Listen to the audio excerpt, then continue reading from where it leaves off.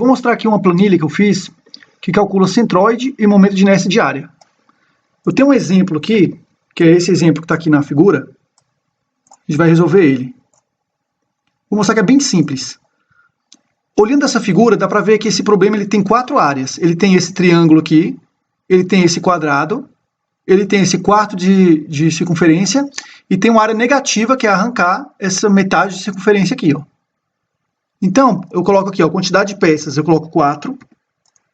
Aí a primeira é um triângulo nessa posição, dá para ver aqui que é o triângulo número 5, ó.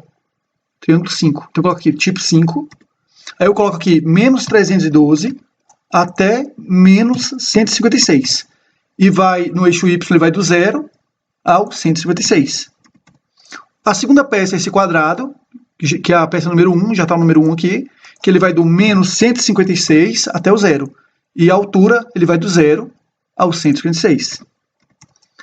A terceira peça, essa metade não, é um quarto de circunferência, que é essa peça número 9. Então eu coloco 9 aqui, que ela vai do 0 até o 156, e aqui vai do 0 ao 156 também. E por fim, eu tenho essa metade da circunferência, que no caso é o 11, coloco o 11 aqui, que ele vai do menos 52 até o 52, e no eixo Y vai do 0 ao 52. E para finalizar, eu coloco aqui que a primeira peça ela é positiva, a segunda é positiva, a terceira é positiva, e a quarta eu coloco menos 1, que é negativa. Pronto, deixa eu apagar aqui. Aqui eu tenho, ó, todos os dados já estão disponíveis, acabou. Ó, aqui eu tenho o tamanho da peça no X, o tamanho dela no Y, a área dela.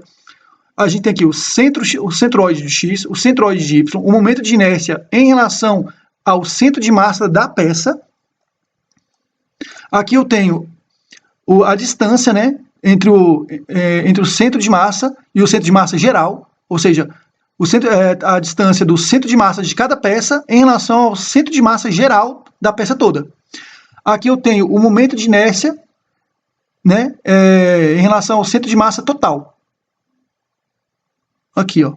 Aí aqui embaixo eu tenho, de novo, a área, mas considerando agora o que é positivo e o que é negativo. Tenho o centroide. Eu tenho todos os cálculos aqui, ó, como dá para ver. E para finalizar, eu tenho aqui embaixo o resultado final, que é a área total, que é essa aqui. Eu tenho aqui o centroide geral, ou seja, o centroide de toda aquela viga. Aqui é o centroide em relação ao eixo X, ou seja, o Y barra. E aqui em relação ao eixo Y, ou seja, o X barra. E aqui o raio, né? Centroide do raio.